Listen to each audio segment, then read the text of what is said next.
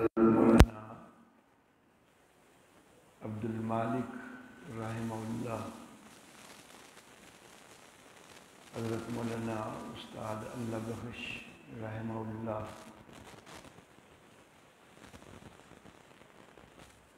پھر ان کے بعد حضرت مولانا حافظ ذکاء اللہ صاحب رحمہ اللہ، میرے والد محترم حضرت قاضی عصمت اللہ عاصمہ اللہ تعالی، اللہ ان سب بزرگوں کو بھی اس کا ثواب پہنچائے۔ اور دورہ تفسیر القرآن کا آغاز کرنے والے ہمارے شیخ المشائخ حضرت مولانا رئیس المفسرین حسین علی الوانی رحمہ اللہ اور ان کے عظیم شاگرد حضرت شیخ القرآن مولانا غلام اللہ خان رحمہ اللہ، حضرت پیر طریقت سید عنایت اللہ شاہ صاحب بخاری رحمہ اللہ،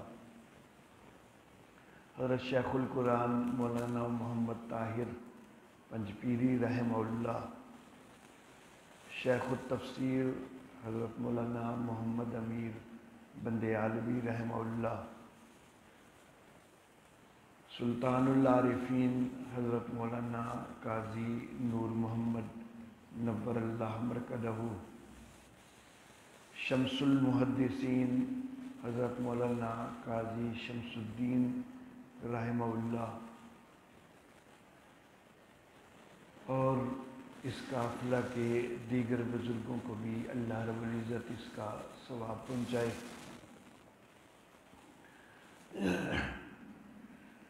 قرآن حکیم بڑی عظمت والی کتاب ہے۔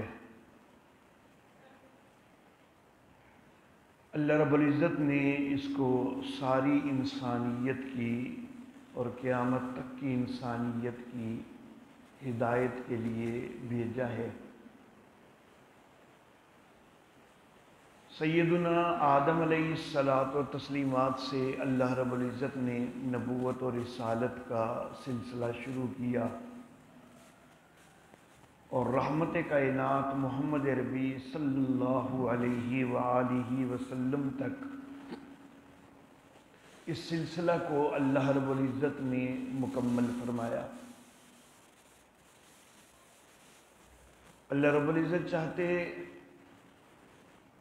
تو ساری انسانیت کی طرف کم و بیش 1,24,000 انبیاء کرام علیہم السلام بھیجنے کی بجائے صرف ایک نبی ہی شروع میں بھیج دیتے، اور اللہ رب العزت اس پر قادر تھے کہ اسی ایک نبی کی تعلیمات کو ہی قیامت تک کے لیے زندہ رکھیں اور محفوظ رکھیں، لیکن اللہ رب العزت نے ایسا نہیں کیا، بلکہ ایک سلسلہ قائم کیا۔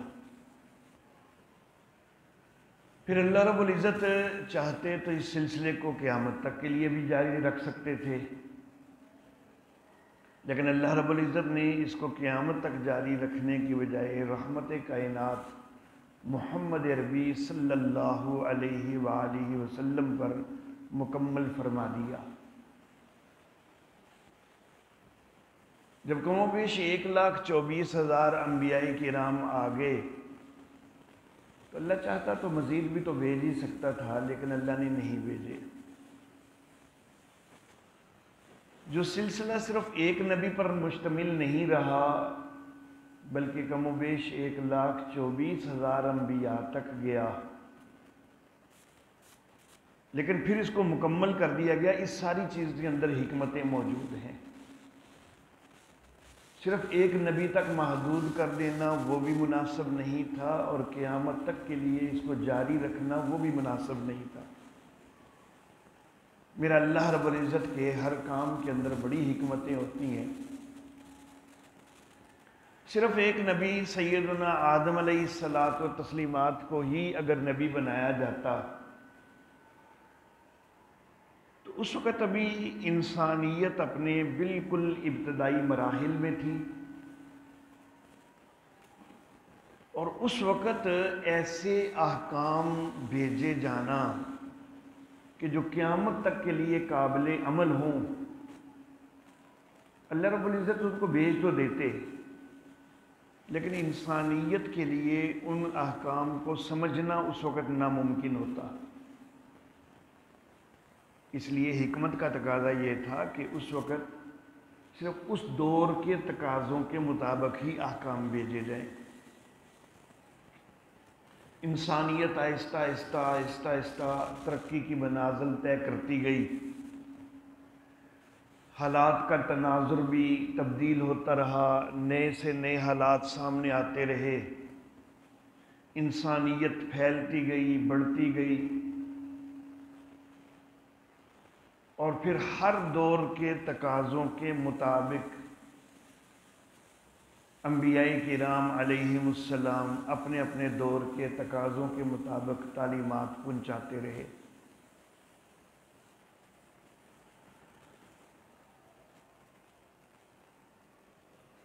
اگر مثال کے طور پر سیدنا آدم علیہ الصلاۃ والتسلیمات کے دور میں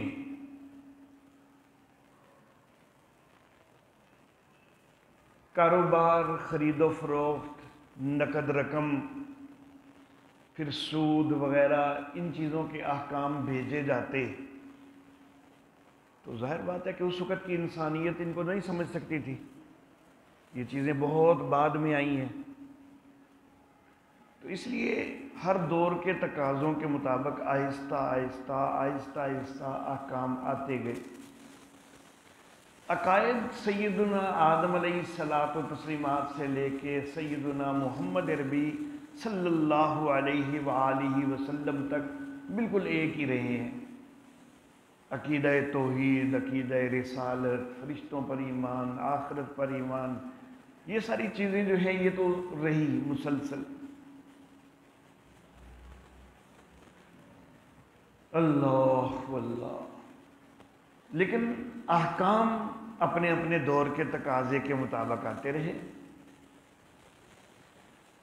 لیکن پھر اللہ رب العزت نے جب اللہ کو معلوم تھا کہ آج سے 1400-1500 سال پہلے انسانیت ترقی کے اس مقام پر پہنچ چکی ہے کہ اب وہ احکام بھیجے جا سکتے ہیں کہ جو قیامت تک کے لیے قابل عمل ہوں، تو میرے آقا محمد عربی صلی اللہ علیہ وآلہ وسلم پر اللہ رب العزت نے اس قرآن حکیم کی شکل میں اور اس کے ساتھ ساتھ اس کی تفسیر وحی خفی کے ذریعے، تو اس کی شکل میں اللہ رب العزت نے وہ احکام بھیج دیے کہ جو قیامت تک کے لیے قابل عمل ہیں۔ یہ قرآن حکیم وحی جلی ہے، اور جو وحی خفی ہے وہ حدیث مبارکہ کی شکل میں ہمارے پاس موجود ہے۔ تو قرآن و حدیث کے ذریعے اللہ نے وہ احکام بھیج دیے کہ جو قیامت تک کے لیے قابل عمل ہیں۔ میں نے یہ حکمت تو بتا دی کہ سلسلہ نبوت کو صرف ایک نبی تک ہی بند کیوں نہیں کر دیا گیا، کیوں آگے پھیلایا گیا، یہ حکمت تو میں نے بتا دی۔ اب پھر اس کو بند کیا کیوں گیا؟ قیامت تک تو بھی تو جاری رکھا جا سکتا تھا، اس کی کیا حکمت ہے؟ نبی اکرم صلی اللہ علیہ وآلہ وسلم پہ آ کر اس کو ختم کیوں کر دیا گیا؟ تو اس کی حکمت یہ ہے کہ اگر یہ سلسلہ جاری رہتا اور دوسری طرف کئی ایسے بھی ہوتے کہ جو نبوت کے جھوٹے دعوے دار ہوتے، جیسا کہ دور حاضر میں بھی نبوت کے جھوٹے دعوے دار وہ نظر آتے رہتے ہیں۔ اب ایک طرف اللہ رب العزت سچے انبیاء کا سلسلہ بھی جاری رکھتے، دوسری طرف کئی جھوٹے دعوے دار بھی پیدا ہو رہے ہوتے، ہمیں کیا پتا چلتا کہ کون سچا ہے کون جھوٹا ہے؟ ہمارے لیے تو دقت بن جاتی کہ کس پر ایمان لانا ہے کس پر نہیں لانا، تو یہ ہمارے لیے ایک دقت ہو جاتی۔ اس لیے اللہ رب العزت نے ہمیں دقت سے بچا لیا۔ ہو سکتا ہے کہ اللہ کا کوئی سچا نبی ہوتا اور ہم سمجھتے معاذ اللہ ثم معاذ اللہ کہ یہ تو جھوٹا ہے، ہم اس پر ایمان نہ لاتے، ہم کافر ہو جاتے۔ دوسری طرف ایک جھوٹا ہوتا اور ہم اس کو سچا سمجھ لیتے، تو یہ تو ہمارے ایمان کے لیے بڑی پریشانی کا معاملہ بن جاتا، کفر کا خدشہ ہر لمحے ہمیں رہتا۔ اس لیے اللہ رب العزت نے ہمارے اوپر احسان کیا کہ جب سلسلہ نبوت نبی اکرم صلی اللہ علیہ وسلم تک پہنچا تو اس کے ختم ہونے کا بھی اعلان کر دیا، تاکہ پتہ چل جائے کہ اس کے بعد جو بھی دعویٰ کرے گا وہ بدبخت جھوٹا ہوگا۔ تو یہ اللہ کا احسان ہے کہ اللہ رب العزت نے ہمیں پوری حکمتوں کے ساتھ جہاں تک انبیاء کا سلسلہ ضروری تھا تب تک سلسلہ چلایا، اور جہاں اس کو بند کرنا مناسب تھا وہ بند بھی کر دیا۔ اب جب یہ سلسلہ بند ہوئے ہے تو یہ کتاب ہدایت ہمارے پاس قیامت تک کے لیے، یہ کتاب جو ہے وہ ہماری رہنمائی کے لیے اللہ رب العزت نے بھیجی ہے۔ اس سے پہلی کتابیں بھی آئیں، تورات بھی آئی، زبور بھی آئی، انجیل بھی آئی، دیگر کتابیں اور انبیاء کرام علیہم السلام کے صحائف بھی آئے۔ ان میں سے کچھ تحریف شدہ شکل میں موجودہ دور میں موجود ہیں، اور کچھ تو بالکل ان کا نام و نشان بھی نہیں ہے، لیکن وہ ساری کتابیں جو ہیں وہ منسوخ ہو گئیں۔ یہ کتاب ناسخ کتاب ہے۔ اب ان کتابوں کے اوپر ایمان رکھنا تو لازم ہے کہ یا اللہ جو تو نے کتاب بھیجی تھی ہمارا سب پر ایمان ہے، لیکن ان کے اوپر عمل نہیں ہونا، عمل اسی کتاب پہ ہونا ہے۔ یہ ناسخ ہے، وہ منسوخ ہے۔ اس سے یہ بھی معلوم ہوا کہ ہر چیز کے اوپر ایمان رکھنا یہ تقاضا نہیں کرتا کہ اس کے اوپر عمل بھی کیا جائے۔ خود قرآن حکیم کے اندر کچھ الفاظ ایسے ہیں کہ ان کے اوپر ہمارا ایمان تو ہے لیکن عمل ان کے اوپر ممکن ہی نہیں ہے۔ مثال کے طور پر حروف مقطعات ہیں، ہمیں ان کا معنی ہی نہیں معلوم تو ہم عمل کیسے کر سکتے ہیں؟ تو عمل ممکن ہی نہیں ہے، لیکن ہمارا ایمان ہے کہ بس اللہ کی طرف سے ہے، وہ اللہ کی جو بھی مراد ہے وہ حق ہے، بس ہمارا ایمان ہے۔ لیکن عمل کے لیے ہم وہاں مکلف ہوں گے، پابند وہاں ہوں گے کہ جو اللہ رب العزت چاہیں گے کہ اس کی ہمیں سمجھ آئے، جس کی انسانیت کو سمجھ آنا ممکن ہے اور اس کے اوپر اللہ رب العزت عمل کروانا چاہتے ہیں، عمل اسی پہ کرنا ہے۔ تو سابقہ کتابیں جو ہیں وہ منسوخ ہیں، ان پر عمل نہیں ہونا، یہ کتاب ناسخ ہے۔ سابقہ کتابیں جو ہیں ان کو اللہ رب العزت اللہ چاہتے تو ان کی حفاظت کا ذمہ بھی خود لے سکتے تھے۔ اس کتاب کے لیے اللہ نے کہہ دیا نا کہ اِنَّا نَحْنُ نَزَّلْنَا الذِّكْرَ وَإِنَّا لَهُ لَحَافِظُونَ، بے شک ہم نے ہی اس ذکر کو نازل کیا ہے اور ہم خود اس کی حفاظت کرنے والے ہیں۔ اللہ چاہتے تو تورات کی بھی تو حفاظت کر سکتے تھے، زبور کی بھی کر سکتے تھے، انجیل کی بھی کر سکتے تھے، اللہ تو ہر چیز پر قادر ہیں، لیکن اللہ رب العزت نے ان کتابوں کی حفاظت کا ذمہ نہیں لیا، اس کتاب کی حفاظت کا ذمہ لیا۔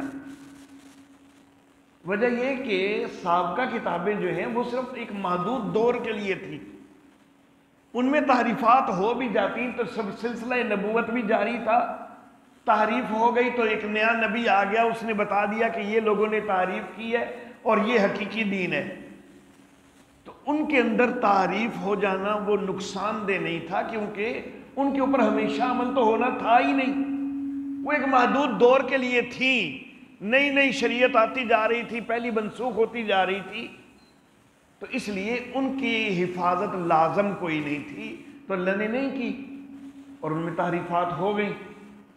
لیکن اس کتاب نے چونکہ قیامت تک کے لیے انسانیت کی رہنمائی کرنی ہے، تو اس کے اندر قیامت تک جو ہے وہ کوئی تبدیلی، کوئی تعریف نہیں ہو سکتی۔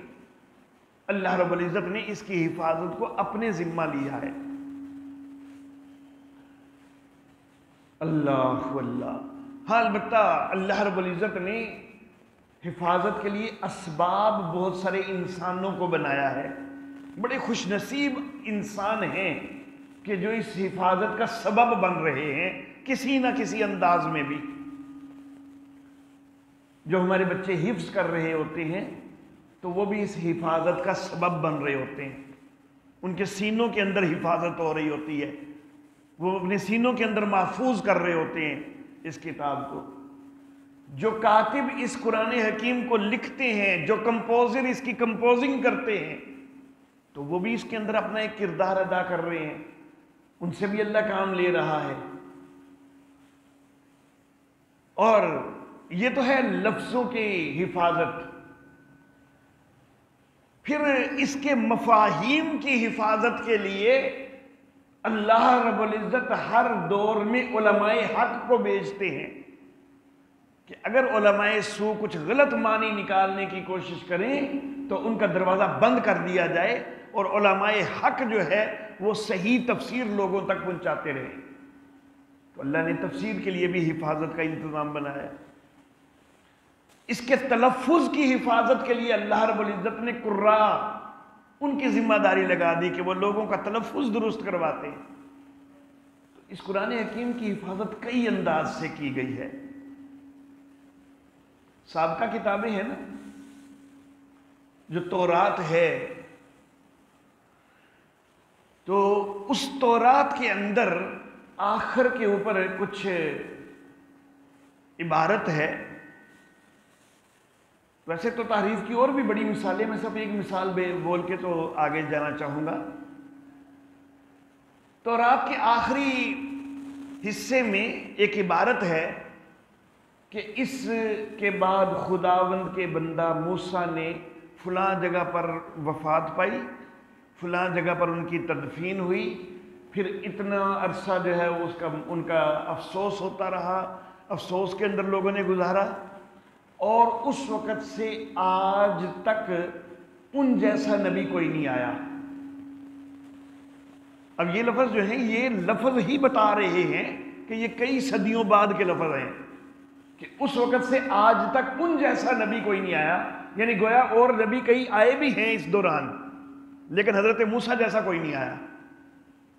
اور یہودی مانتے ہیں کہ یہ والے الفاظ کئی صدیوں بعد تورات کے اندر ڈالے گئے ہیں، یہ یہودی مانتے ہیں، ان کو خود تسلیم ہے، لیکن نکالتے نہیں ہیں۔ وہ مانتے ہیں کہ یہ تحریف ہے، یہ کئی صدیوں بعد شامل کیے گئے ہیں، لیکن نہیں نکالتے ہیں، تورات میں چھپ رہے ہیں وہ۔ زبور جو ہے، زبور کے ہر چیپٹر کا کوئی نہ کوئی عنوان دیا جاتا ہے۔ اس کے اوپر عنوان ہے کہ یہ داود کا مزمور ہے، تو داود علیہ السلام پر نازل ہوئی۔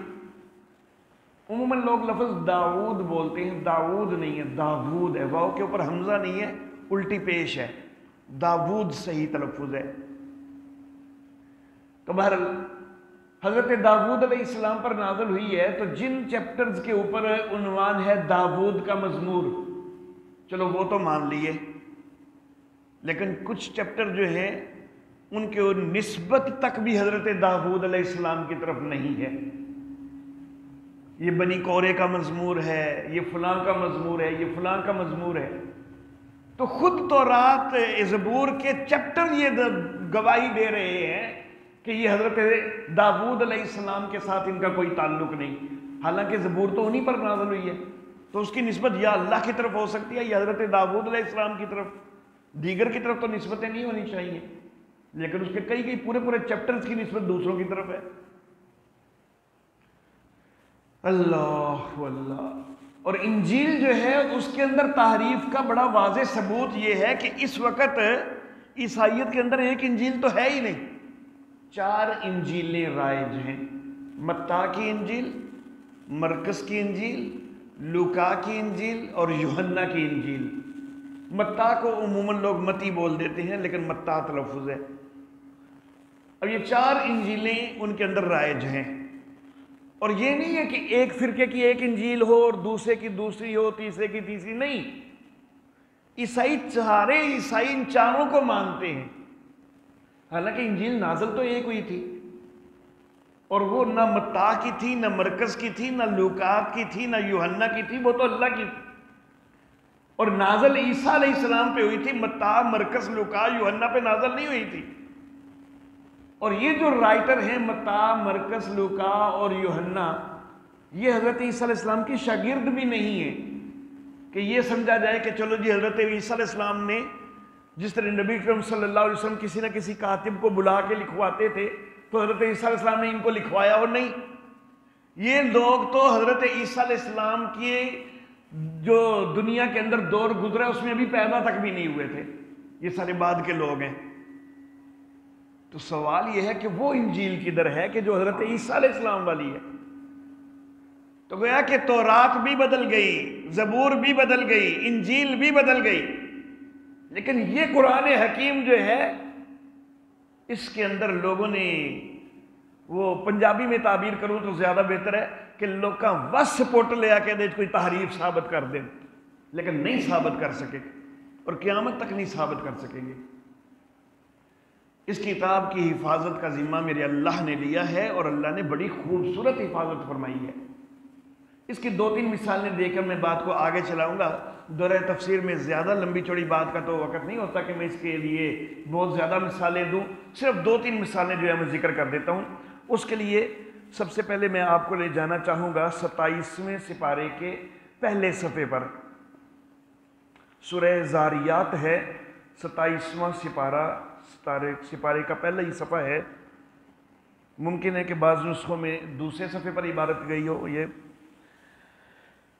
اللہ سورہ زاریات کی آیت نمبر 47۔ اللہ اکبر۔ سورہ زاریات کی آیت نمبر 47 جہاں سے رکوع شروع ہو رہا ہے، اللہ رب العزت فرماتے ہیں کہ وَالسَّمَاءَ بَنَيْنَاهَا بِعَیْدٍ، آسمان کو ہم نے ہاتھوں سے بنایا۔ اب یہاں پر یہ جو عید کا لفظ ہے اس کی طرف میں توجہ دلانا چاہوں گا۔ با، اس کے بعد حمزہ جس کو الف کی شکل میں لکھا گیا ہے، اس کے بعد یا ہے، اس کے بعد دال ہے۔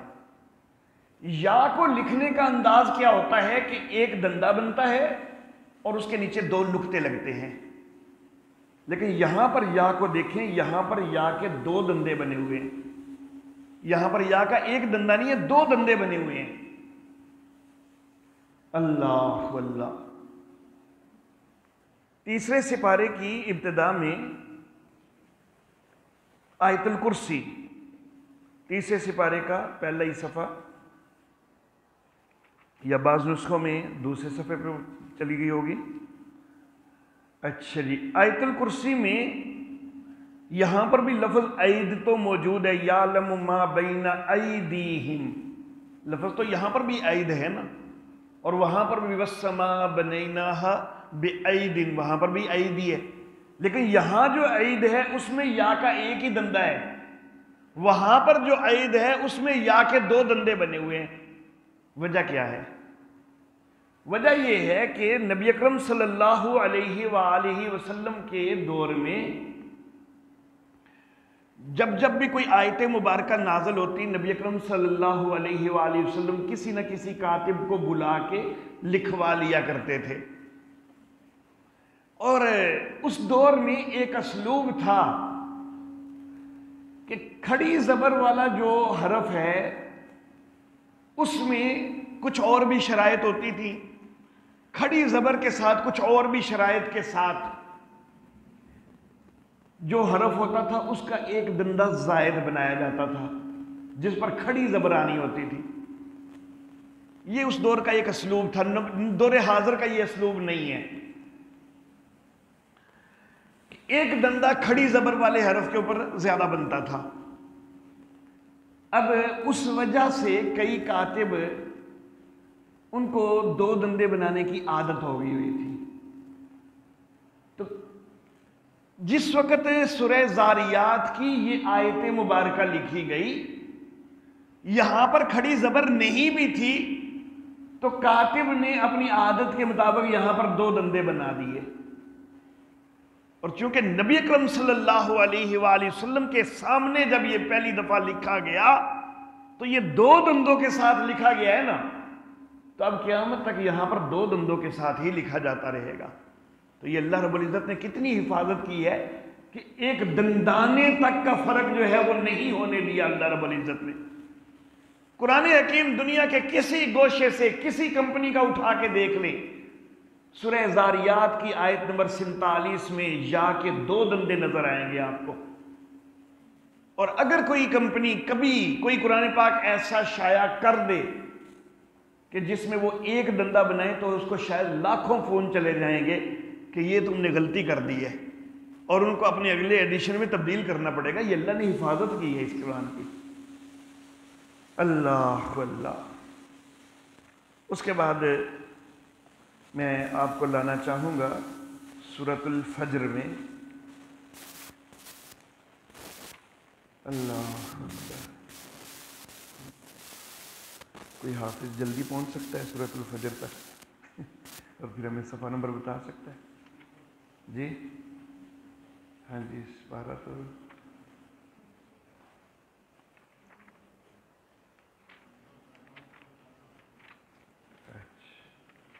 جی 539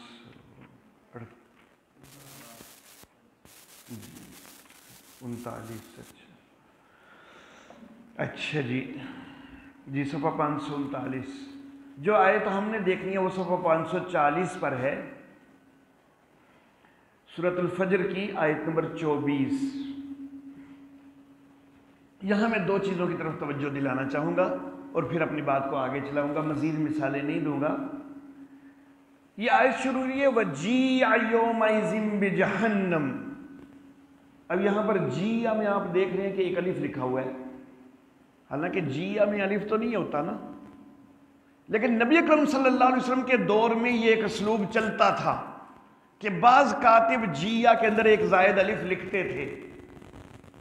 دور حاضر میں یہ اسلوب ختم ہو چکا، لیکن قرآن پاک کا یہ حصہ جس وقت نبی اکرم صلی اللہ علیہ وسلم کے سامنے جس صحابی نے لکھا ہے، اس نے چونکہ یہاں پر الف لکھا تھا تو اب یہ قیامت تک یہ الف رہے گا، اس کو کوئی ختم نہیں کر سکتا۔ دور حاضر میں اسلوب ختم ہو چکا تو کوئی کہے کہ نہیں جی ہونتے غلطی ہے معاذ اللہ ثم معاذ اللہ، نہیں غلطی نہیں ہے، یہ اس دور کا اسلوب ہے۔ جب اس دور کا اسلوب ہے، میرے آقا کے سامنے یوں ہی لکھا گیا تھا تو یہ قیامت تک رہے گا۔ اللہ رب العزت نے حفاظت کا ذمہ لیا ہوا ہے نا۔ اور اسی کے ساتھ یومئذ، یومئذ کا حمزہ آپ دیکھ رہے ہیں کہ لفظ سے نیچے لکھا ہوا ہے۔ نبی اکرم صلی اللہ علیہ وآلہ وسلم کے دور میں یہ اسلوب تھا کہ کوئی بھی حمزہ جو کہ کسی لفظ کے درمیان میں آ رہا ہے، اگر اس کے اوپر زبر آنی ہے تو وہ لفظ سے اوپر لکھا جاتا تھا، اگر پیش آنی ہے تب بھی لفظ کے اوپر لکھا جاتا تھا، اگر جزم آنی ہے تب بھی لفظ کے اوپر لکھا جاتا تھا۔ لیکن زیر والا حمزہ نبی اکرم صلی اللہ علیہ وسلم کے دور میں لفظ سے نیچے لکھا جاتا تھا۔ یہ دور حاضر میں یہ اسلوب ختم ہو چکا ہے، دنیا میں عرب لوگ اس کو ختم کر چکے ہیں، اب سارے حمزہ اوپر ہی لکھے جاتے ہیں۔ کوئی اور کتاب آپ اٹھا کے دیکھ لیں عربی کی، اس میں سارے حمزہ آپ کو اوپر ہی نظر آئیں گے، موجودہ دور کے کمپوزر اوپر ہی لکھتے ہیں۔ لیکن قرآن حکیم میں جہاں جہاں بھی زیر والا حمزہ ہے، یومئذ میں ہے، ملائکہ میں ہے، اولائکہ میں ہے، جہاں بھی ہے تو وہ آپ کو لفظ سے نیچے ہی نظر آئے گا، کیونکہ میرے آقا کے دور میں یوں لکھا گیا تو بس یوں ہی رہنا ہے۔ اللہ اللہ۔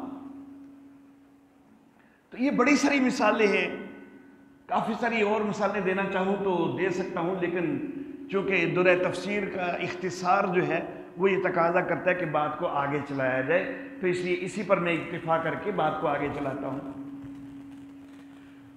ایک بات اس حوالہ سے یہ میں عرض کر دوں کہ جن کاتبوں نے یہ نسخے لکھے ہیں، جن کمپوزرز نے کمپوز کیے ہیں، ان کو ان باتوں کا پتہ ہے جو میں آپ کو بتا رہا ہوں؟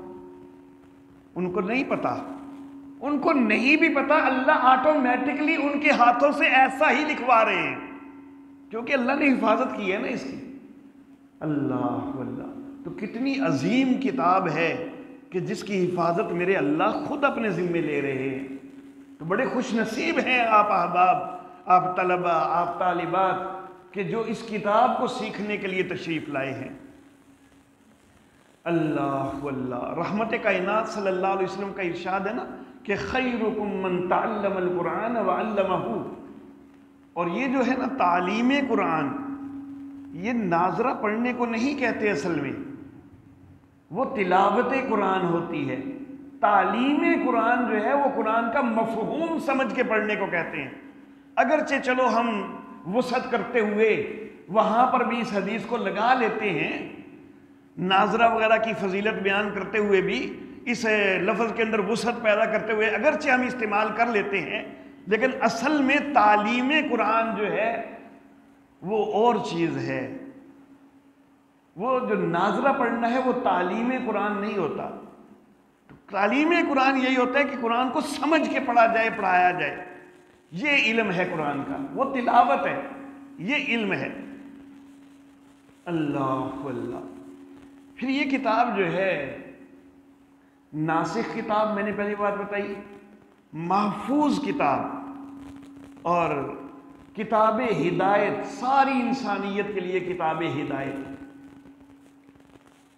اور اس کتاب کی جامعیت ایسی ہے، اس کتاب کی فضیلت کے حوالہ سے ویسے تو بہت ساری باتیں کہی جا سکتی ہیں، لیکن صرف آخری بات کر کے میں آگے چلتا ہوں۔ اس کتاب کی جامعیت ایسی ہے کہ 14 صدیوں سے زائد عرصہ ہو چکا نا اس کتاب کو نازل ہوئے، اور آج تک مفسرین نئی نئی تفسیریں لکھتے آ رہے ہیں۔ اس کتاب کے اگر مضامین محدود ہوتے ہوئے ابتدا کی تاریخی تفسیروں کے اندر پورے ہو جاتے، مزید لکھنے کی کیا ضرورت تھی؟ مزید لکھنے کی ضرورت اس لیے پیش آتی ہے کہ اللہ رب العزت نئے نئے اذہان کے اندر نئے نئے نکات ڈالتے جاتے ہیں۔ اس کے متعلق تحدیث بھی نعمت کے طور پر عرض کرنا چاہوں گا کہ صرف ایک معمولی سا میں طالب علم ہوں، میں کوئی بڑا عالم نہیں ہوں، لیکن جب قرآن حکیم کی تفسیر وغیرہ شروع کرتا ہوں تو اللہ رب العزت ایسے خیالات دل میں ڈالتے ہیں کہ ان کا مجھے چند لمحے پہلے خود بھی اندازہ نہیں ہوتا کہ میں ابھی کیا بیان کروں گا۔ اللہ رب العزت ڈالتے ہیں اور بیان ہو جاتے ہیں، اور بڑے اللہ کے فضل سے الحمدللہ وہ اچھے نکات سمجھے جاتے ہیں۔ تو یہ اللہ رب العزت جو ہے وہ اس کتاب کی جامعیت اس کی اتنی ہے کہ اس کے متعلق نئے نئے نکات، پورا یہ ایک سمندر ہے، نئے نئے نکات سامنے آتے جاتے ہیں، آتے جاتے ہیں۔ اور میں یہ سمجھتا ہوں کہ قیامت کے قریب تک، جب تک اسلام کا نام کائنات میں موجود ہے، اس کی تفسیر کا سلسلہ جاری رہے گا، اور پھر بھی کوئی یہ نہیں کہہ سکے گا کہ اس کے سارے نکات ہم نے مکمل کر لیے ہیں آج تک کی تفسیروں میں، نہیں کہا جا سکے گا۔ اللہ اللہ۔ یہ کہ اس کتاب کی عظمت کے حوالہ سے چند باتیں ہو گئی۔ پھر یہ کتاب جو ہے اس کی عظمت کی وجہ سے جس کا اس کتاب سے تعلق بن جائے وہ بھی عظیم ہو جاتا ہے۔ کتاب تو عظیم ہے ہی ہے، جس کا اس سے تعلق بن جائے وہ بھی عظیم ہو جاتا ہے۔ جس نبی کے اوپر نازل ہوئی ہے یہ کتاب، وہ نبی سارے نبیوں سے عظیم ہو گیا۔ جس زمانے میں نازل ہوئی ہے یہ کتاب، وہ زمانہ سارے زمانوں میں سے عظیم ہو گیا۔ اور جس مہینے میں شہر رمضان الذی انزل فیہ القرآن، جس مہینے میں نازل ہوئی، وہ مہینہ سارے مہینوں کا سردار بن گیا۔ اور انا انزلناہ فی لیلۃ القدر، جس رات میں یہ نازل ہوئی وہ رات ساری راتوں سے افضل ہو گئی۔ جس کا بھی اس قرآن سے تعلق بنتا گیا وہ افضل سے افضل۔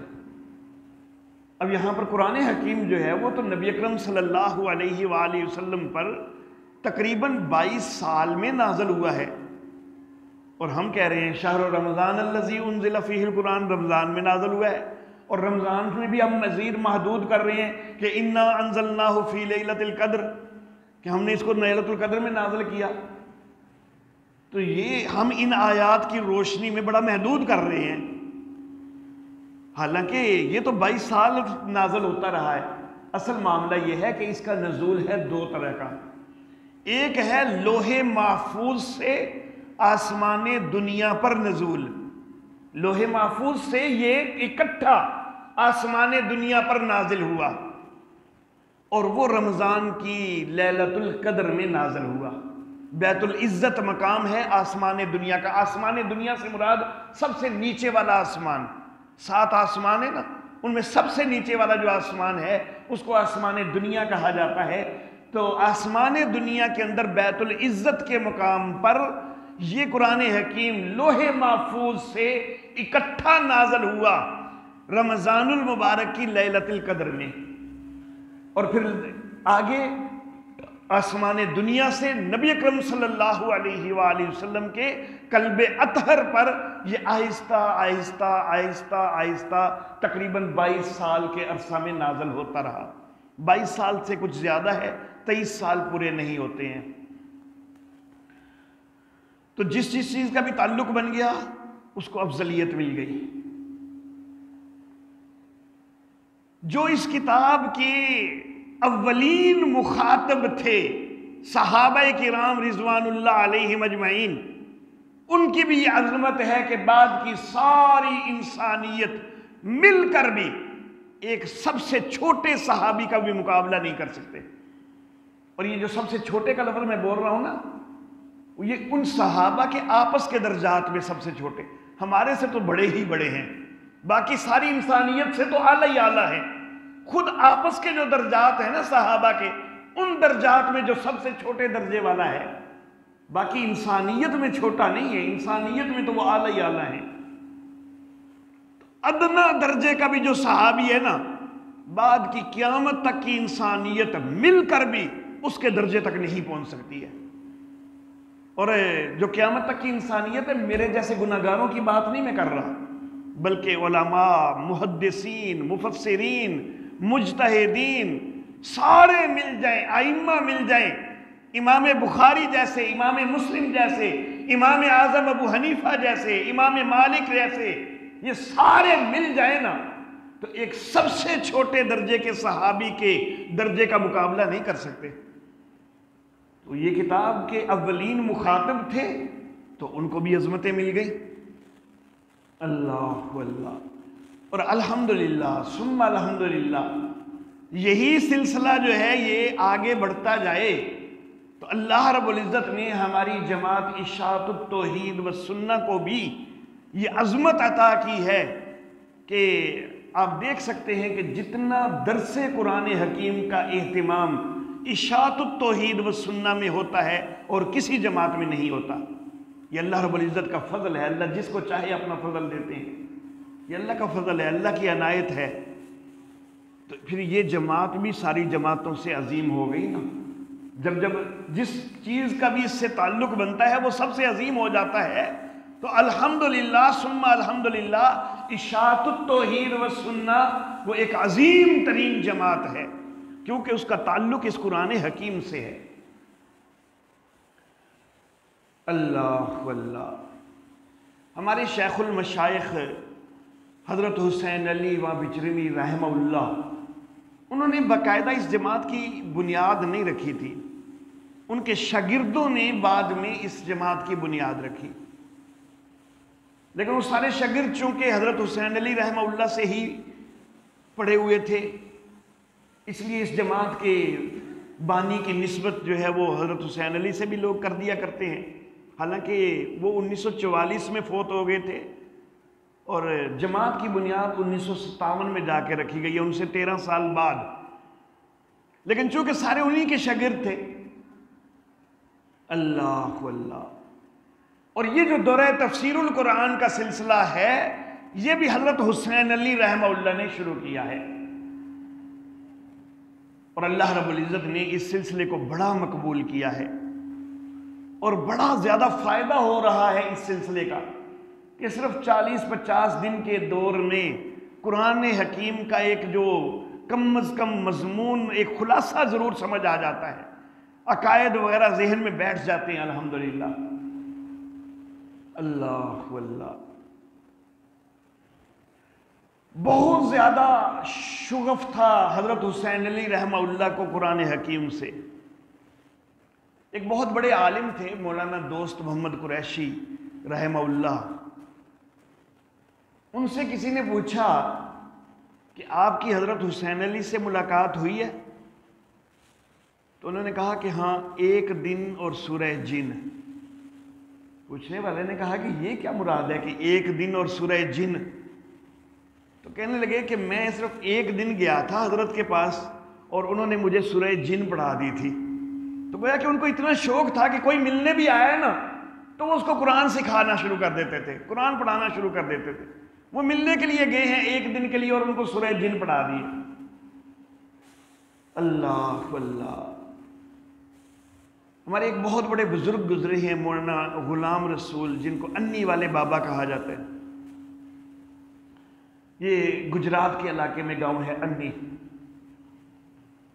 تو میرے دادا محترم حضرت قاضی نور محمد نور اللہ مرکدہ اور میرے نانا محترم حضرت قاضی شمس الدین رحمہ اللہ، یہ دونوں وہ انی والے بابا جی کے شاگرد ہیں۔ تو مولانا غلام رسول انی والے کئی سال جلالین وغیرہ بھی پڑھاتے رہے، بیضاوی وغیرہ بھی پڑھاتے رہے، تدریس کئی سال کی ہوئی ہے۔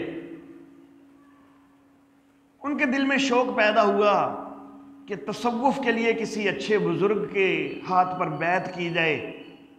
ڈھونڈتے ڈھونڈتے مولانا حسین علی رحمہ اللہ کے پاس پہنچ گئے۔ مقصد بیعت کرنا ہے اور خود ایک جید عالم ہیں، کئی سال سے تدریس کر رہے ہیں۔ تو اب وہاں پر بیعت کے لیے چلے گئے نا، تو اسی دن یا کوئی شاید 1 آدھ دن بعد مولانا حسین علی رحمہ اللہ کہنے لگے کہ غلام رسول میرے کو قرآن بھی پڑھ لے بھی آنا۔ تو یہ آگے پھر خاموش ہو گئے چپ کر کے کہ میں اب بزرگوں کو کیا بتاؤں کہ میں تو قرآن کتنے سالوں سے پڑھا رہا ہوں۔ ان کے احترام میں تو چپ ہو گئے۔ بعد میں الگ ہو کے نا طلبہ کو کہنے لگے کہ حضرت صاحب بڑی سادہ طبیعت کے مالک ہیں، میں الحمدللہ ایک عالم ہوں، کئی سال سے میں قرآن پڑھا رہا ہوں، اور وہ اپنی سادگی سے مجھے کہہ رہے ہیں کہ غلام رسول میرے کو قرآن بھی پڑھ لے بھی آنا۔ تو یہ طلبہ کے سامنے انہوں نے بات کی۔ اب اگلے روز مولانا حسین علی رحمہ اللہ طلبہ کو قرآن حکیم پڑھا رہے، تو مولانا غلام رسول صاحب جو ہیں انہوں نے کہا کہ چلو میں بھی بیٹھتا ہوں دیکھتا ہوں۔ تو جس وقت 1 دن ہی ان کی مجلس میں قرآن حکیم پڑھنے کے لیے بیٹھے نا، تو بعد میں مولانا غلام رسول جو ہیں وہ کہنے لگے کہ ہم سمجھتے تھے کہ ہم نے وہ بیضاوی اور جلالین وغیرہ پڑھ لی ہے تو ہم نے تفسیر کا حق ادا کیا ہے، میں اب سمجھ رہا ہوں کہ تفسیر تو سمجھ آنی اب شروع ہوئی ہے۔ اور پھر اتنا بڑا شیخ الحدیث اور شیخ التفسیر، اس نے ایک سبق کر کے پورا قرآن پھر پڑھا حضرت حسین علی رحمہ اللہ کے پاس، پورا قرآن حکیم پھر پڑھا خود۔ اللہ اللہ۔ تو حضرت حسین علی الوانی رحمہ اللہ بہت عظیم شخصیت تھے، قرآن حکیم کا بڑا ذوق تھا ان کو، اور اللہ رب العزت نے ان کو اس کا بڑا فہم دیا تھا۔ حضرت مولانا احمد علی لاہوری رحمہ اللہ ایک بہت عظیم شخصیت ہیں، اور وہ کہا کرتے تھے کہ حسین علی تے او بندہ ہے کہ جڑا قرآن دیاں زیراں زبراں تو بھی توحید ثابت کردا ہے، اور حقیقت بھی ایسی ہے کہ حضرت حسین علی رحمہ اللہ نے ایسے نکات بیان کیے ہیں۔ الحمدللہ ثم الحمدللہ، اللہ رب العزت نے ہمیں یہ سعادت بخشی ہے کہ ہم ان کے شاگردوں کی لڑی میں موجود ہیں۔ ہمارا سلسلہ ان تک جو ہے وہ تفسیر کا جاتا ہے، یہ اللہ کی طرف سے ہمیں بڑی سعادت حاصل ہوئی ہے الحمدللہ۔ اللہ اللہ۔ یہ قرآن حکیم جو ہے اس کا جو نزول ہے وہ آپ جانتے ہیں کہ پہلی وحی جو ہے وہ غار حرا کے اندر نازل ہوئی تھی، اور وہ سورہ علق کی ابتدائی آیتیں، پہلی 5 آیتیں، تو یہ پہلی وحی تھی۔ لیکن سورہ علق اب قرآن حکیم کی شروع میں تو نہیں ہے، وہ تو آخری سپارے میں ہے۔ اور جو آخری آیت نازل ہوئی ہے نا، جو بالکل آخری آیت نبی وسلم کی وفات کے بالکل قریب نازل ہوئی ہے، وہ سورۃ البقرہ کی آیت نمبر 281 ہے۔ وَاتَّقُوا يَوْمًا تُرْجَعُونَ فِيهِ إِلَى اللَّهِ، یہ والی آیت سب سے آخری نازل ہوئی ہے۔ اب جو سب سے پہلے نازل ہوئی ہے وہ بالکل آخری سپارے میں ہے، اور جب سے سب سے آخر میں نازل ہوئی ہے وہ بالکل ابتدائی صورتوں میں ہے، وہ تیسرے سپارے میں آ رہی ہے۔ وجہ یہ ہے کہ اس کے نزول کی ترتیب اور ہے اور تلاوت کی ترتیب اور ہے۔ اب یہ جو ترتیب ہے قرآن حکیم کی، تو اس ترتیب کے لیے ایک لفظ استعمال ہوتا ہے کہ یہ ترتیب توقیفی ہے۔ توقیفی کا مطلب یہ ہے کہ یہ بھی اللہ ہی کی طرف سے بتلائی ہوئی ہے۔ اس ترتیب میں پھر آگے دو چیزیں ہیں، ایک ہے آیات کی ترتیب اور ایک ہے سورتوں کی ترتیب۔ تھوڑی تھوڑی بات جو ہے وہ دونوں چیزوں کے متعلق میں کرنا چاہوں گا۔ آیات کی جو ترتیب ہے اس کے متعلق صریح حدیث جو ہے وہ موجود ہے کہ نبی اکرم صلی اللہ علیہ وآلہ وسلم پر قرآن حکیم کا جو حصہ بھی نازل ہوتا تھا، آپ کسی نہ کسی کاتب کو بلا کر باقاعدہ کہتے تھے کہ اس کو فلاں سورت کی فلاں مقام پر رکھنا ہے۔ جبریل بتاتے تھے اور نبی اکرم صلی اللہ علیہ وسلم آگے کاتب کو بتلاتے تھے، تو وہ ہر جگہ کا بتلایا جا رہا تھا، ساتھ ساتھ بتلایا جا رہا تھا کہ یہ والی آیت جو نازل ہوئی ہے اس کو فلاں جگہ پہ رکھنا ہے، یہ آیت فلاں جگہ پہ رکھنی ہے۔ تو گویا کہ اللہ کی طرف سے یہ مل رہی ہے ترتیب، تو یہ ترتیب توقیفی ہے۔ صرف ایک حدیث مبارکہ کے اندر ایک مقام جو ہے اس کے متعلق ایک بات ملتی ہے، سورہ توبہ کی جو بالکل آخری دو آیتیں ہیں۔ اللہ، یہ صفحہ نمبر 187 سے شروع ہوتی ہیں۔ لَقَدْ جَاءَكُمْ رَسُولٌ مِّنْ أَنفُسِكُمْ، یہاں سے سورہ توبہ کے آخر تک وَهُوَ رَبُّ الْعَرْشِ الْعَظِيمِ۔ یہ جو دو آیتیں ہیں نا، ان دو آیات کے متعلق ایک حدیث ملتی ہے کہ ان دو آیات کے متعلق جو ہے جس وقت قرآن حکیم جمع کیا جا رہا تھا تو ان کے متعلق جو ہے وہ اجتہاد سے کام لینا پڑا تھا۔ ان کا کون سا مقام ہے وہ کسی کو جو ہے نبی اکرم صلی اللہ علیہ وسلم سے یاد نہیں تھا کہ نبی اکرم صلی اللہ علیہ وسلم نے ان کا کوئی جو مقام بتایا ہو۔ ان دو آیتوں کے متعلق اجتہاد کیا گیا اور اجتہاد کر کے فیصلہ کیا گیا کہ ان کو اس سورہ توبہ کے آخر میں رکھ دیں اس ایک مقام کے متعلق۔ باقی آیات کی ترتیب ساری توقیفی ہے اور اس ایک جگہ پر اجتہاد ہوا اور اس کے اوپر پھر صحابہ کرام کا اجماع بھی ہو گیا۔ تو گویا کہ ایک مقام اجتہادی ہے لیکن وہ بھی اجتہادی اجماعی ہے، صرف کسی بندے کا اجتہاد نہیں ہے، صحابہ کرام کا اجتہاد ہے اور وہ بھی سارے صحابہ کے اجماع کے ساتھ ہے۔ باقی رہ گئی سورتوں کی ترتیب، تو اس حوالہ سے چند احادیث مبارکہ جو ہیں ان کی طرف میں تھوڑا اشارہ کرنا چاہوں گا۔ سب سے پہلے ہمارے پاس سورۃ الفاتحہ ہے، اور سورۃ الفاتحہ جو ہے تو اس کا تو نام کا معنی ہی جو ہے ابتدا کرنے والی ہے۔ اسی سے پتہ چل جاتا ہے کہ یہ جو ہے سورت یہ سب سے پہلے، اور یہ فاتحہ کا نام جو ہے یہ ہم نے نہیں رکھا، نبی اکرم صلی اللہ علیہ وسلم نے فرمایا کہ فاتحۃ الکتاب شفاء من کل داء، تو سورۃ الفاتحہ کا نام خود نبی اکرم صلی اللہ علیہ وسلم نے بتایا ہے، افتتاح کرنے والی۔ افتتاح شروع میں ہوتا ہے نا، افتتاح کرنے والی سورت، تو اس کے نام سے ہی پتہ چل رہا ہے کہ یہ قرآن کا افتتاح کر رہی ہے، شروع کر رہی ہے، اور یہ حدیث سے پتہ چل رہا ہے کہ اس کا نام فاتحہ ہے۔ حضرت نواس بن سمعان رضی اللہ تعالی عنہ، ان سے روایت ہے، وہ فرماتے ہیں کہ نبی اکرم صلی اللہ علیہ وآلہ وسلم سے میں نے سنا کہ نبی اکرم صلی اللہ علیہ وسلم نے فرمایا کہ قیامت کے دن قرآن اور اس پر عمل کرنے والوں کو لایا جائے گا، سورۃ البقرہ اور سورۃ آل عمران باقی قرآن سے آگے آگے ہوں گی۔ تو سورۃ الفاتحہ کے بعد آگے آگے آنے والی وہ ام القرآن ہے، اور یہ پھر آگے کی دو صورتیں ہو گئیں۔ اس حدیث مبارکہ سے یہ واضح ہو گیا۔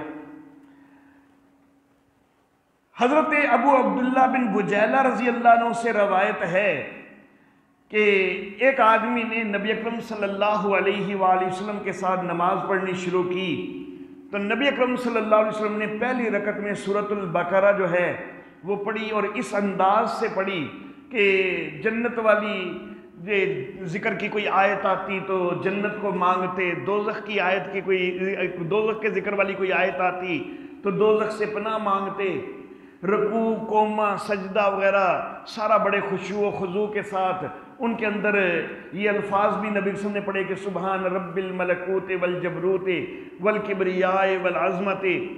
تو بڑے تحمل سے جو ہے نبی اکرم صلی اللہ علیہ وسلم نے پہلی رکعت پڑھی، اس میں سورۃ البقرہ پڑھی، دوسری رکعت میں سورہ آل عمران پڑھی. تو یہاں سے بھی ترتیب پتہ چل رہی ہے.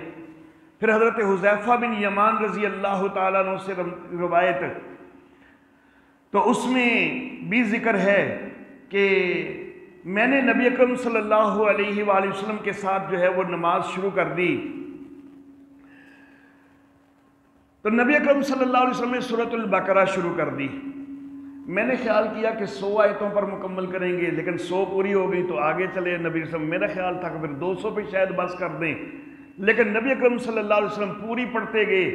پھر سورہ البقرہ پڑھ کے سورہ آل عمران بھی نبی اکرم صلی اللہ علیہ وسلم نے شروع کر دی، پھر وہ ختم کر کے سورہ نساء بھی شروع کر دی اور اس کو مکمل کیا. تو یہاں سے البقرہ، آل عمران اور النساء تینوں کی ترتیب جو ہے وہ معلوم ہو رہی ہے. پھر حضرت حذیفہ رضی اللہ تعالیٰ عنہ سے ہی ایک دوسری روایت میں البقرہ، آل عمران اور النساء کے ساتھ آگے ذکر ہے کہ پھر المائدہ یا الانعام. یہ آگے راوی کو شک ہے، راوی شعبہ کو اس میں شک ہو گیا کہ انہوں نے المائدہ کہی تھی یا الانعام کہی تھی، لیکن خود حضرت حذیفہ سے ہی ایک اور حدیث جو ہے، ایک اور روایت، اس کے اندر یہ ذکر ہے کہ نبی اکرم صلی اللہ علیہ وسلم نے ایک رکعت میں سورۃ المائدہ اور دوسری میں سورۃ الانعام پڑھی. تو اس سے یہ ترتیب بھی سامنے آ جاتی ہے. پھر حضرت عبداللہ ابن مسعود رضی اللہ تعالیٰ عنہ سے ایک روایت ہے، وہ کہتے ہیں کہ سورہ بنی اسرائیل، سورہ کہف، سورہ مریم، سورہ طٰہٰ اور سورہ انبیاء، یہ میری ابتدائی عمدہ صورتوں میں سے کہ جو میں نے بہت پہلے جمع کر لی تھی. اب قرآن حکیم میں ان کی بالکل یہی ترتیب ہے جو حضرت عبداللہ ابن مسعود بھی بتلا رہے ہیں. تو بہرحال صورتوں کی ترتیب جو ہے بہت ساری احادیث کے اندر متفرق جگہ پر وہ ملتی جاتی ہے. سورہ نبی اکرم صلی اللہ علیہ وآلہ وسلم کا جمعہ کے اندر، جمعہ کی نماز کے دوران پہلی رکعت میں سورۃ المنافقون، پہلی میں سورۃ الجمعہ اور دوسری میں سورۃ المنافقون پڑھنا، یہ بھی ثابت ہوتا ہے. اور بعض اوقات جمعہ کے اندر پہلی رکعت میں سبح اسم ربک الاعلیٰ اور دوسری میں حل اتاک حدیث الغاشیہ پڑھتے، اور یہ ساری جو ہے وہ اسی ترتیب سے قرآن حکیم کے اندر موجود ہیں. احادیث جو ہے وہ انہی کی طرف اشارہ کر رہی ہیں. رات کو سوتے وقت نبی اکرم صلی اللہ علیہ وآلہ وسلم آخری 3 صورتیں اس ترتیب سے پڑھتے کہ سورۃ الاخلاص پہلے پڑھتے، پھر سورۃ الفلق پڑھتے، پھر سورہ ناس پڑھتے.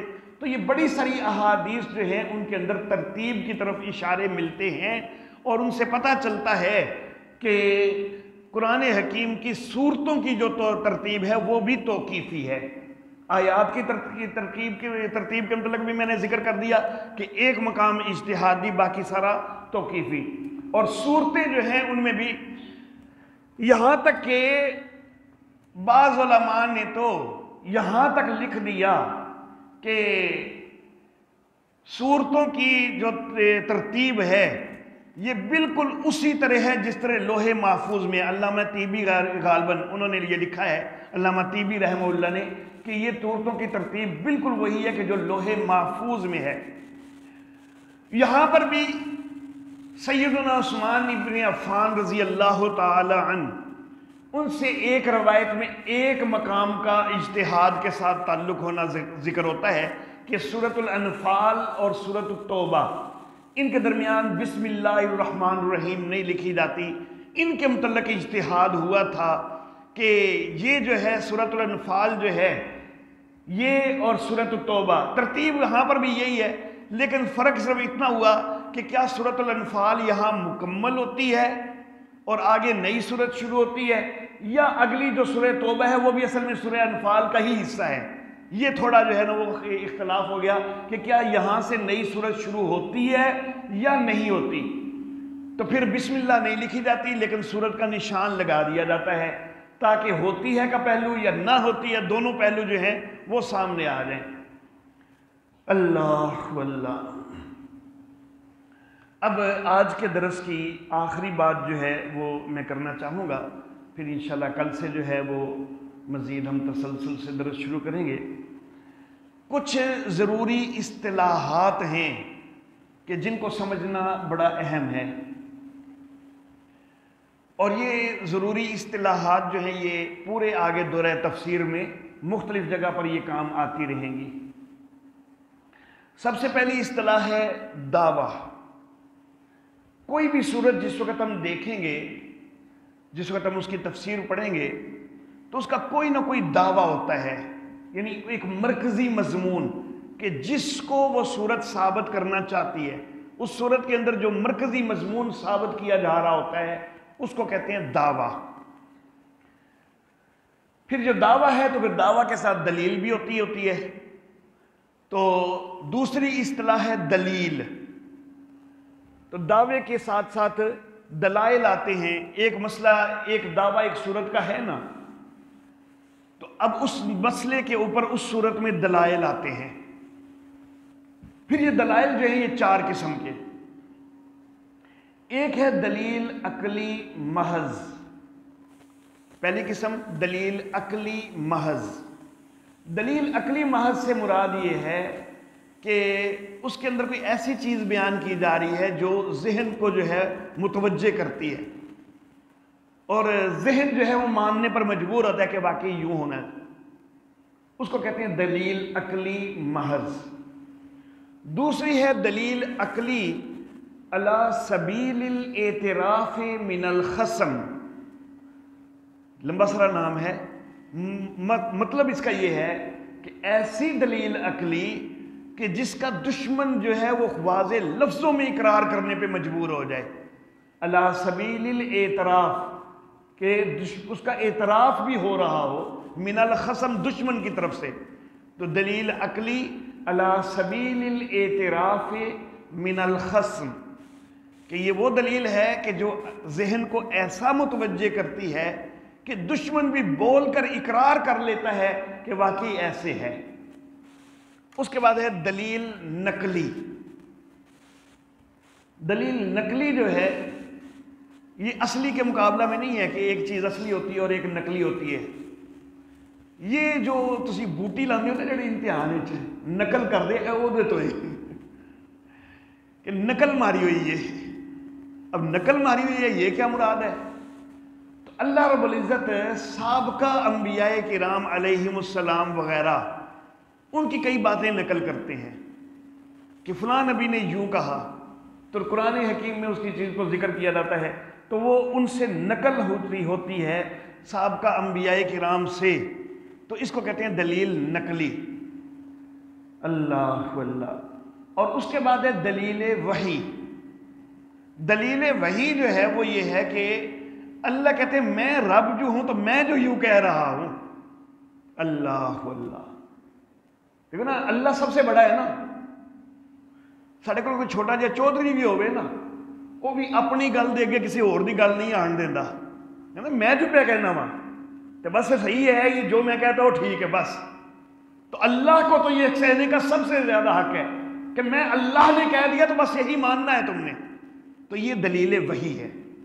تو چار قسم کی دلیل ہیں، ایک دلیل عقلی محض، ایک دلیل عقلی علی سبیل الاعتراف من الخصم، تیسری دلیل نقلی، اور چوتھی دلیل وحی، کہ وحی یہ کہہ رہی ہے، اللہ وحی کے ذریعے یہ بتا رہے ہیں۔ اس کے بعد اگلی اصطلاح ہے شکوہ۔ اردو میں ہم شکوہ بولتے ہیں، عربی میں شکوہ۔ اردو میں لکھنے کے لیے واو کے بعد گول ہا استعمال کرتے ہیں، عربی میں واو کے بعد چھوٹی یا اور واو کے اوپر کھڑی زبر استعمال کرتے ہیں، شکوہ۔ قرآن حکیم کے اندر جس وقت سابقہ اقوام جو ہیں اور ایسی اقوام کے جو کافر اقوام ہیں، نبیوں کا انکار کرنے والے، تو شروع میں نے دعویٰ ذکر کیا نا کہ ایک دعویٰ ہوتا ہے، تو سابقہ اقوام میں اس دعوے کو رد کرنے کے لیے جو کچھ الٹی سیدھی باتیں کی ہو نا کسی نے، کہ فلاں کافر نے یہ کہا اس دعوے کو رد کرنے کے لیے، اس کو کہتے ہیں شکوہ۔ پھر اس کا جواب شکوہ آتا ہے اللہ کی طرف سے، یعنی دعوے کے اوپر یوں سمجھے کہ کافروں کے اعتراضات وہ ہیں شکوہ، اور پھر اللہ کی طرف سے جواب، وہ جواب شکوہ۔ اور ایک چیز ہے زجر، ایک ہے کہ کافروں کی اعتراضات کا ذکر ہونا، اور دوسرا ہے کافروں کے کرتوتوں کا ذکر ہونا۔ تو یہ جو ان کے کرتوتوں کا ذکر ہوتا ہے نا، تو وہ ہوتا ہے زجر، جو کافروں وغیرہ کے کرتوتوں کا، یا گناہگار مومنین کے اوپر بھی کئی دفعہ زجر آ جاتی ہے۔ اس کے بعد اگلی اصطلاح ہے بشارت۔ بشارت جو ہے یہ اس سے مراد ہے کہ کوئی نہ کوئی خوشخبری دی جاتی ہے، دنیا کی خوشخبری بھی ہوتی ہے بعض اوقات، اور اس کو بشارت دنیاوی کہتے ہیں، اور ایک ہے بشارت اخروی، وہ آخرت کے حوالہ سے خوشخبری ہوتی ہے کہ اللہ تمہیں یہ اجر دے گا وغیرہ۔ اس کے بعد اگلی ہے تخویف۔ تخویف کا مطلب ہوتا ہے ڈرانا، اور تخویف بھی پھر دونوں طرح کی ہے۔ تخویف دنیاوی بھی ہوتی ہے کہ دنیا کے اندر تمہارا یہ خرابہ ہو جائے گا، یہ تمہارے اوپر ہلاکت آ جائے گی وغیرہ، اور تخویف اخروی ہوتی ہے کہ آخرت میں پکڑ آ جائے گی۔ اس کے بعد ہے تسلی، ایک اصطلاح ہے تسلی۔ جس وقت دعوے کے حق میں دلائل وغیرہ دیے جاتے ہیں اور اپنی بات کو نکھار کے سامنے کیا جاتا ہے، تو دشمنوں کی طرف سے اذیتیں سامنے آتی ہیں، تکلیفیں دی جاتی ہیں۔ جس وقت وہ تکلیفیں آتی ہیں نا، تو اللہ رب العزت ڈھارس بندھانے کے لیے، حوصلہ دینے کے لیے تسلی نازل کرتے ہیں، تو اس کو کہتے ہیں تسلی، دل کو مضبوط کرنے کے لیے، مطمئن کرنے کے لیے۔ اس کے بعد اصطلاح ہے امور مصلحہ۔ امور مصلحہ، اصلاح کرنے والے امور، تو یہ انسان کے نفس کی اصلاح کرنے والے امور ہوتے ہیں۔ ہمارا نفس جو ہے وہ بھی ایک پورا نظام ہے، اس نظام کی اصلاح ہوگی تو پھر معاشرے کی بھی اصلاح ہوگی۔ اگر ہم خود اپنی اصلاح نہیں کریں گے تو معاشرہ تو ہمارے ہی وجود کا نام ہے نا، ہم ہی سے مل کر بنتا ہے نا۔ اگر ایک ایک نفس ٹھیک نہیں ہوگا تو معاشرہ کیسے ٹھیک ہو سکتا ہے؟ تو معاشرے کو ٹھیک کرنے کے لیے پہلے اپنا نفس ٹھیک کرنا ہے۔ تو امور مصلحہ جو ہیں یہ چھوٹی حکومت کو ٹھیک کرتے ہیں جو ہمارے اپنے وجود کی حکومت ہے، اور ایک ہے امور انتظامیہ، وہ بڑی حکومت کو ٹھیک کرتے ہیں، پورے ملک کا نظام ٹھیک کرنے کے لیے جو قوانین دیے جاتے ہیں قرآن حکیم میں، ان کو کہتے ہیں امور انتظامیہ۔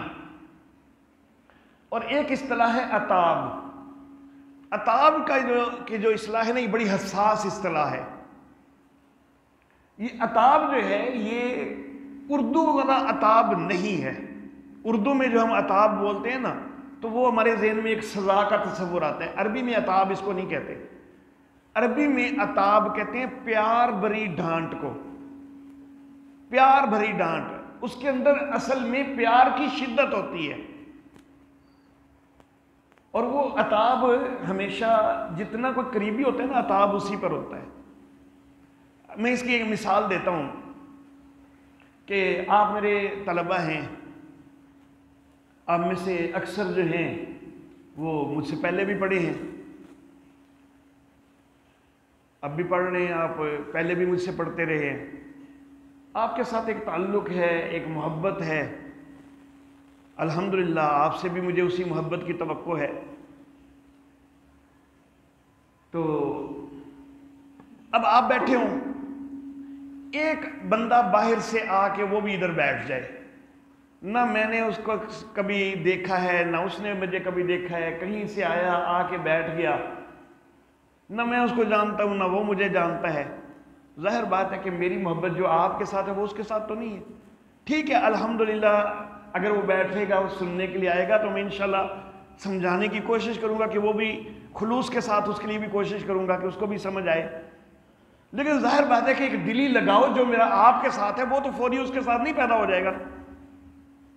اب مثال کے طور پر مجھے پیاس لگ جاتی ہے اور میں اس بندے سے کہتا ہوں کہ یار ذرا پانی تو پلا دو، وہ سنی انسنی کر کے بیٹھ جاتا ہے، اور یہی جملہ میں آپ میں سے کسی دوست کو کہتا ہوں کہ یار مجھے پانی پلا دو، اور آپ بھی سنی انسنی کر کے بیٹھ جاتے ہیں، نہ وہ اٹھتا ہے نہ آپ اٹھتے ہیں. مجھے دکھ کس پر ہوگا, اس پر یا آپ پر؟ ظاہر بات ہے آپ پر دکھ ہوگا نا. اس کو تو میں جانتا ہی نہیں, اس نہیں بھی لایا تو میں کیا کہہ سکتا ہوں. لیکن آپ سے چونکہ میرے دل میں ایک محبت ہے, آپ کی طرف سے مجھے ایک توقع ہے, تو جب آپ میری توقع پہ پوری نہیں اتر رہے تو پھر آپ کے لیے بعض اوقات جو ہے وہ میرے لفظ سخت بھی ہو سکتے ہیں. کیا میں اس کو ڈانٹوں گا؟ اس کو نہیں ڈانٹوں گا. ویسے میں تو نہیں ڈانٹتا, فکر نہ کرو. الحمدللہ اللہ نے ایسی طبیعت ہی نہیں دی ہے. لیکن بہرحال انسان ہوں, فطرت انسان کی کبھی غصہ آ سکتا ہے, تو آپ پر تو آ سکتا ہے, آپ کو تو میں ڈانٹ بھی سکتا ہوں, لیکن اس کو تو میں نہیں کچھ کہہ سکتا. تو یہ جو ڈانٹ ہوتی ہے تو یہ کس وجہ سے ہے کہ میرا آپ سے پیار ہے. تو یہ ڈانٹ پیار بھری ڈانٹ ہوتی ہے. یہ ڈانٹ جو ہے یہ کسی کو تکلیف دینے کے لیے نہیں ہوتی ہے, اپنے درد کا اظہار کرنے کے لیے, اپنے پیار کا اظہار کرنے کے لیے ہوتی ہے. تو اللہ رب العزت بعض اوقات نبی اکرم صلی اللہ علیہ وآلہ وسلم کے لیے پیار بھری ڈانٹ کے لفظ استعمال کرتے ہیں. عبس وتولی ان جاءہ الاعمی, تیوری چڑھائی اور منہ پھیرا کہ جب اس کے پاس ایک نابینا آ گیا. تو یہ ایک پیار بھری ڈانٹ ہے کہ نبی آپ کو یہ نہیں چاہیے تھا. اللہ لما تحرم ما احل اللہ لک, آپ کیوں اس کو حرام قرار دے رہے ہیں کہ جس کو اللہ نے حلال قرار دیا. حالانکہ نبی اکرم صلی اللہ علیہ وسلم نے صرف اپنے لیے شہد کو تھوڑے دنوں کے لیے, جو وہ والا جو شہد تھا جس کے متعلق معاملہ چل رہا تھا, صرف اس سے پرہیز کی بات کی تھی نا, کوئی حرام کا تو نہیں کہا تھا. اور نبی اکرم صلی اللہ علیہ وآلہ وسلم آپ کے اخلاق عالیہ میں یہ نہیں ہے کہ آپ باقاعدہ تیوریاں چڑھائیں.